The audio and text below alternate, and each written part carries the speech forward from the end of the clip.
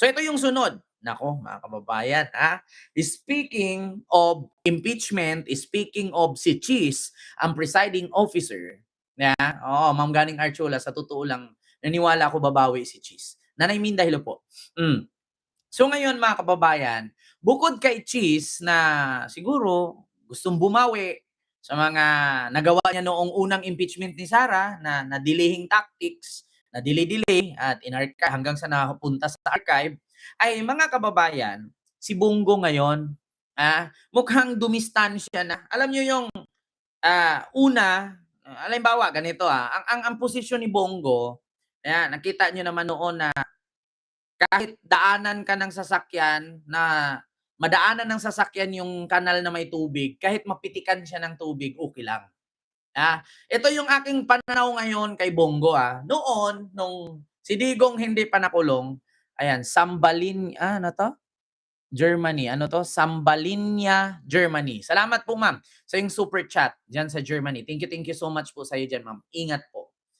So, noon, mga kababayan, napansin nyo naman po na si Bongo, noong hindi pa nakulong si Digong, ay kahit merong tubig yung kanal, kahit magulungan ng gulong ng sasakyan yung tubig sa kanal, kahit pipitik sa kanya, okay lang.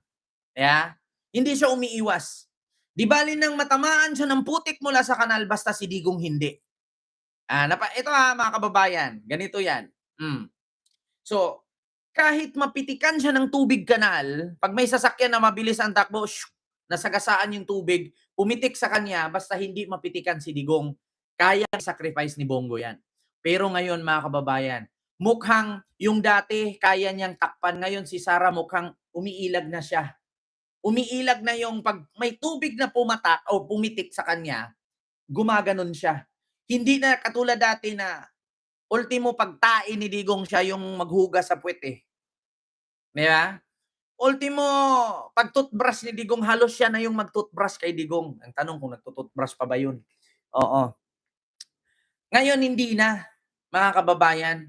Kapag ka may sasakyan na dumaan sa kanal na may tubig, pag pumitik kay Bongo, umiilag siya. Hindi niya hinahayaang takpan niya si Sara, ngayon umiilag siya. So, kumbaga, parang hinahayaan na matamaan si Sara ng tubig. Yung talsik ba? Yung talsik ng tubig kanal, gumaganon na siya. Dati, gaganon siya eh. Para hindi mabasa si Digong, ngayon gumaganon na siya. Pakinggan ninyo, pagdating sa impeachment ni Sara, mga kababayan, kung ano ang reaksyon ni Bongo pagdating dyan. Mukhang maghuhugas kamay ang lolo nyo eh. Ito, pakinggan natin reaksyon ni Bongo sa impeachment trial ni Sara. Pakinggan natin.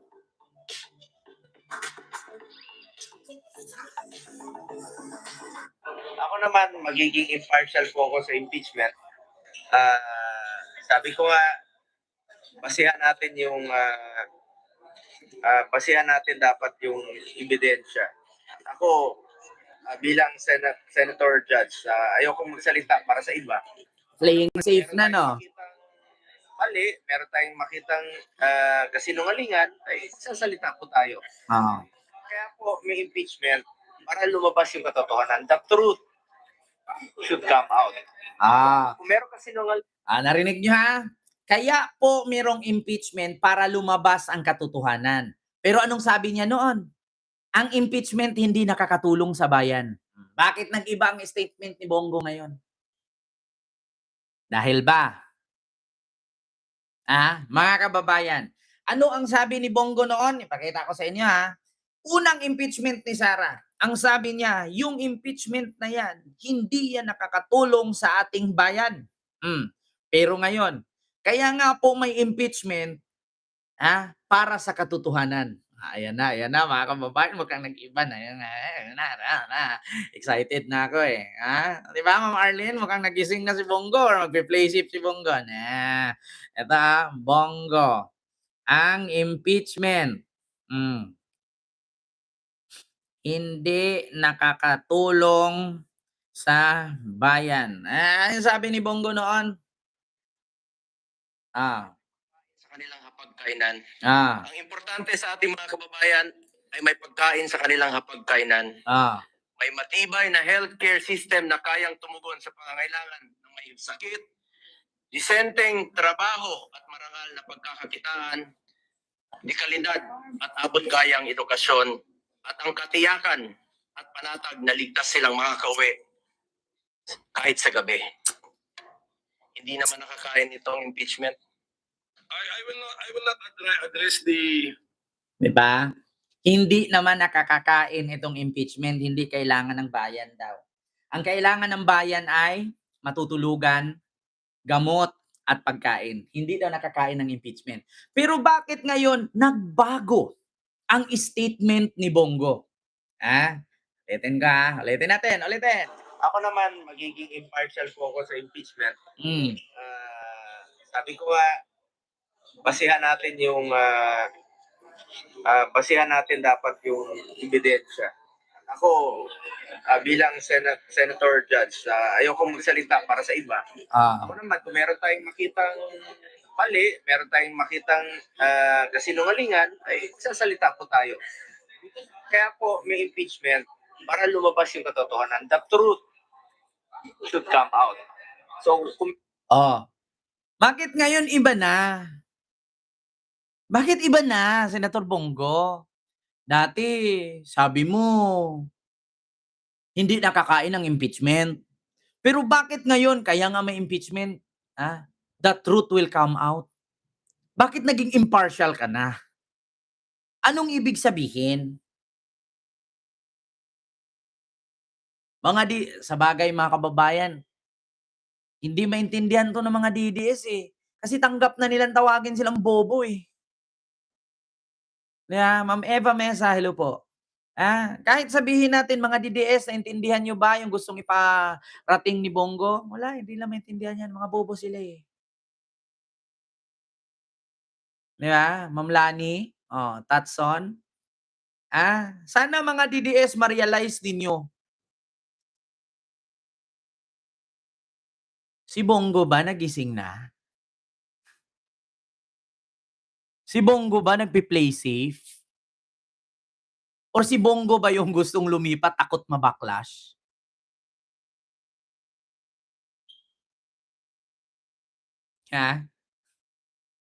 Mga kababayan, nagtatanong lang. Kasi parang nag-iba yung statement eh. Dati sabi niya, ang kailangan ng taong bayan shelter, pagkain, gamot at masisilungan. Sabi niya. Hindi naman nakakain itong impeachment eh. Pero bakit ngayon? Impartial na daw siya. At kaya nga daw may impeachment para sa katotohanan. Ayan ang tanong.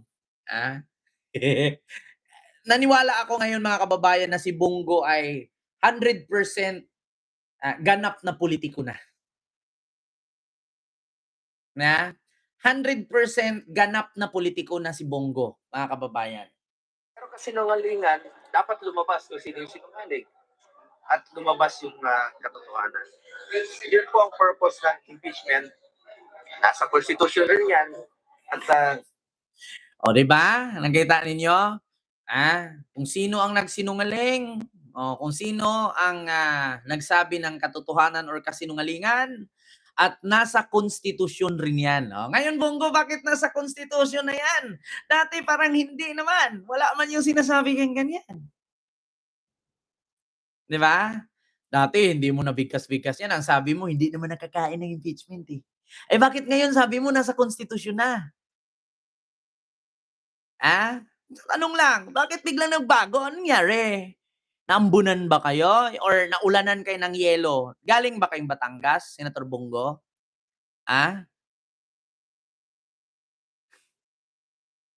Alam niyo, basang-basa ko na eh. Ganap na politiko na si Bongo. Bakit? Kaya yan ang nasabi ni Bongo ngayon kasi ang Senate President ay hindi na nila kaalyado. Noon kasi, Senate President, kaalyado nila si Chis Escudero. Kaya ang lakas ng loob na hindi naman nakakain ito impeachment eh. Pero ngayon, hindi kasi nila kaalyado at alam naman kasi nila na ang Senate President ay talagang ipagpatuloy ang impeachment. Kaya nga, nag-iba din ang kanilang statement. Di ba? Gets nyo na, mga kababayan. Sir Gerardo Ramirez, hello po. Maybe he received a suit. Ito nga, ito ang comment. Baka daw si Bongo nakatanggap na din daw ng maleta. 'Di ba?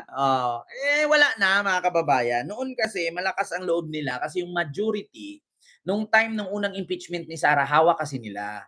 Ngayon kasi nasa minority na sila wala kahit nga hindi sila pumasok wala nang pakialam sa kanila yung majority, 'di ba? Kayang tumakbo ang Senado kahit wala sila. Yan ang tandaan ninyo mga kababayan. Kayang tumakbo, kayang gumalaw ang Senado kahit wala ang grupo ni Cayetano. Kasi 'di ba, yan ang lagi nilang sinasabi, kailangan 13. So kumpleto na ang 13. Kahit wala itong grupo ni Cayetano, buhay ang Senado. May puso, may paa, may kamay. Yan ang lagi niyong pagkatandaan mga kababayan. Kahit wala ang grupo ni Cayetano, wala yan sila Bongo, sila Aimee, sila Loren, buhay ang Senado. 13 na sila pero nagtataka lang ako mga kababayan. Dati sabi ni Bongo hindi nakakain ng impeachment, pero ngayon sabi niya impartial na daw siya. Parang kakaiba 'to, Sundin rin po natin. Ah. At ako rin po yung nagpapasalamat sa mga kasamahan ko sa minority. Si Rinaldo, hello po. Sa Masbate. Talaga pong nanindigan, and of course, salamat rin po sa kay former Senate President Alan Peter Cayetano na nanindigan rin po. Talaga up to the end ay nanindigan rin po. Sa lahat ng mga kasamahan natin sa minority, Senator Coleta, Senator Robin Padilla, may party mate po, Senator Camille Villar, Senator Mark Villar. So, tama nga, Sir Henry. If you cannot beat him, join them. Kita nyo mga kababayan, no choice. Kasi noon, malakas loob nila kasi si Cheese Kaya nga ngayon, di ba mga kababayan, talagang 50-50 talaga ako kay Cheese. 50-50 talaga ako dyan sa pagiging presiding officer niya. Kasi bakit? Nung panahon kasing yon, ang lakas talaga nila. Sabi nga ni sino ba yung nagsabi nun? Ito katulad sasabi ni Bongo na ang impeachment hindi daw nakakain. Hindi mo 'to nakakain yung impeachment sabi niya. So ngayon, nag-iiba na yung mga statement nila kaya sabi ko, na si Bongo ganap na politician na talaga. Hindi na talaga siya alalay. Naniniwala talaga ako mga kababayan na ang kapalaran ng tao ay hindi mo mahuhulaan. Dati taga-bitbit ka lang ng ice, taga-palit ng diaper, taga-sipilyo, taga-tali ng kulambo doon sa sa pako. Taga-sabit ng kulambo ni Digong. Ngayon mga kababayan na senador na talaga siya naniniwala ako na the quality of pagsisikap is kakaiba, no? Samahan mo ng sipag, tiyaga, magbabago ang buhay mo. Pero para sa akin wala lang talaga silang choice. Vicky Divilla, the DDS are crying now. Hindi lang cry, ma'am. Kumakain na nga ng bubog yung mga DDS Meron pa ako nakita kanina nakipag-away sa security ng Senado, yung babaeng umiiyak-iyak dun sa kabaong. No, sabi niya, stop shouting me. You don't have right to shouting me. Ate Chulang, hello po sa iyo. Ma'am Julieta Pujeta, hello po. Sabi niya, you don't have right to shouting me. Stop shouting me. Kita niyo yun? Inaway yung security guard sa Senado. Even if you are a police, you don't have right to shouting me. Tapos sabi niya, hindi nyo nararamdaman yung mga nararamdaman namin. Putang ina, English na English pero DDS. Di ba, mga kababayan? Sabi niya, ano ba yung sabi niya? Basta English yun Natatawa ako mag-isip, ito ba yun? Wait lang wait lang. Pakita ko sa inyo mga DDS kasi na buisit na animal na mga DDS na to. Ayan I get that. Okay. But don't you shout out. Don't shout me. Don't shout me. You don't have rights to shout me. You don't have rights. Okay? If you were police, I respect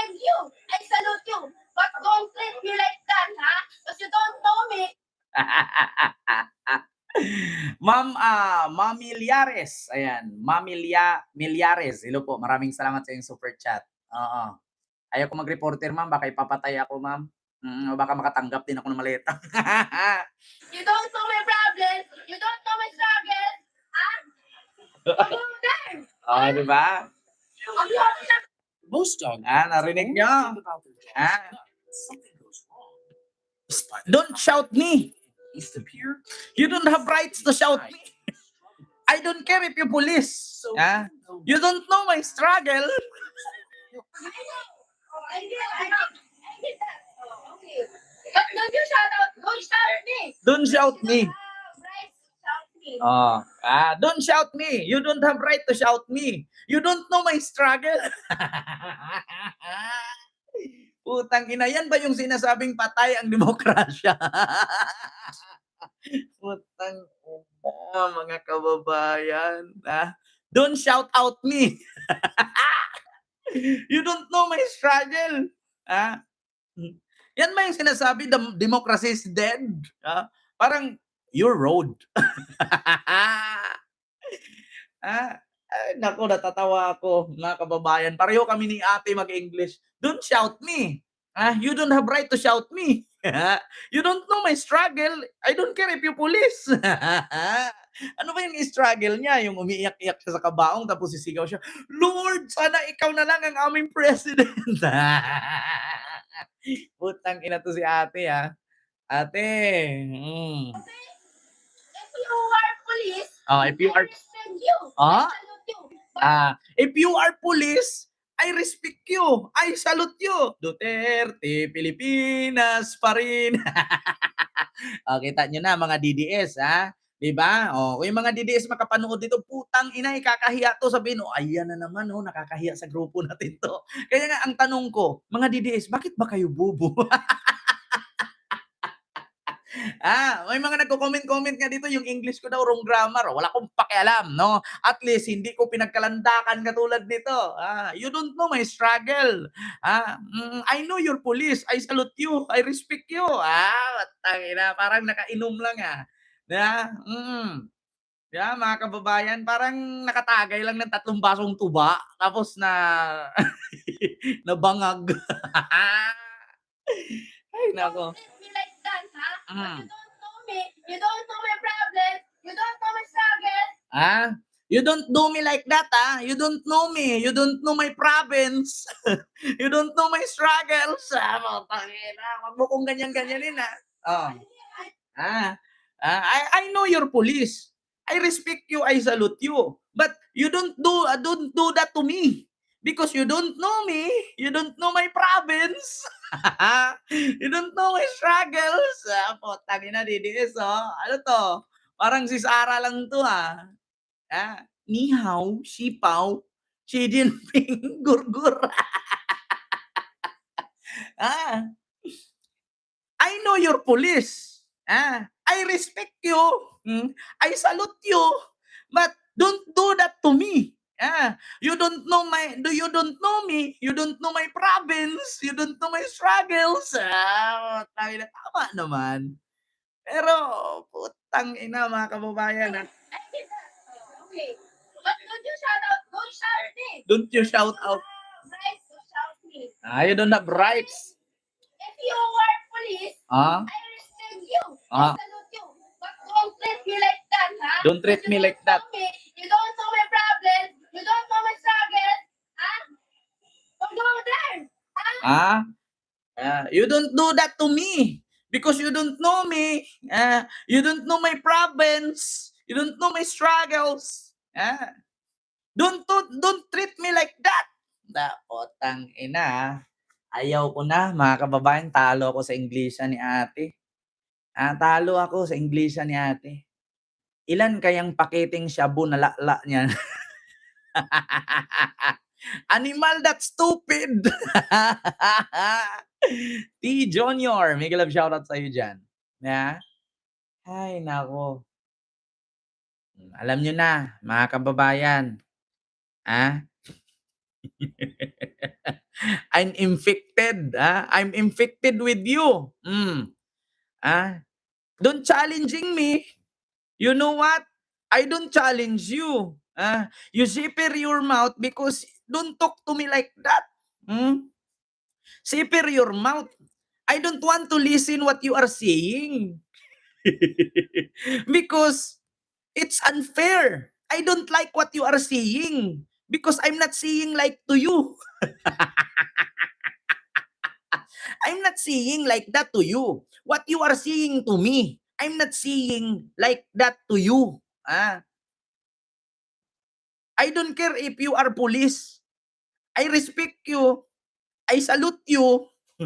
But don't treat me like that. You don't know me. You don't know my province. You don't know my struggles. Don't treat me like that.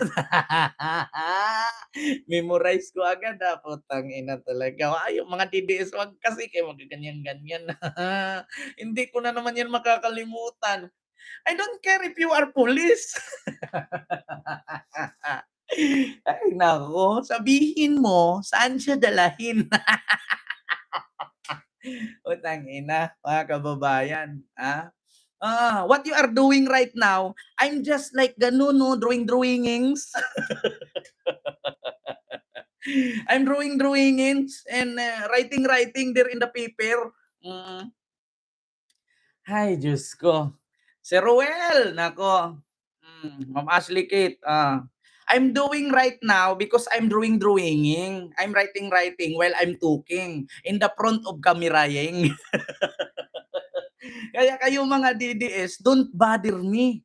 I'm just saying the truth. You're watching right now. You don't don't skip commenting in the comment section. Yeah. Kayo talaga mga DDS don't do that to me because if you do that again to me, I will be angry.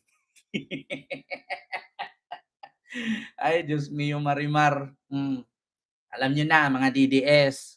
Kaya mga DDS kasi kapag ka magsama-sama yung mga bobo niyan, magsama-sama yung mga bobo na DDS, makakabuo sila ng bagay. Tignan niyo, sa sobrang sama-sama nila doon sa harap ng Senado, di nakapag-English si ate o inaway pa yung security guard. I don't know. I don't care if you are police. I know you are police. Security guard man good to good.